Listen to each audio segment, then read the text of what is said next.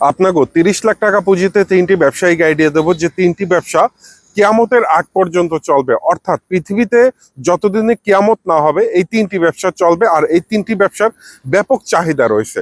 এই 3টি ব্যবসার মধ্যে নাম্বার 1 যে ব্যবসায়িক আইডিয়াটা, সেটা হলো গিয়ে আপনি একটি চাউলের আড়ত দিতে পারেন। ভাই, চাউলের আড়ত সবসময় চলবে। মানুষের খাদ্যর দরকার আছে, প্রত্যেকটা পৃথিবী যতদিন থাকবে মানুষ ততদিন খাবে।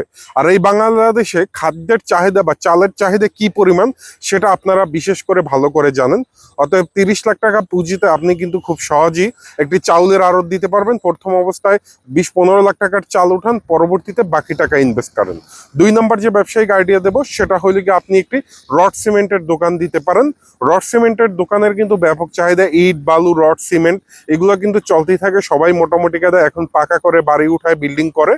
আর 3 নম্বর যে ব্যবসায়িক আইডিয়া দেবো সেটা আপনি একটি ফার্মেসির ব্যবসা করতে পারেন। মোটামুটি একটা 2-3 মাসের ট্রেনিং নিয়ে আপনি একটি ফার্মেসি দিন, ফার্মেসি দেখবেন খুব চলবে।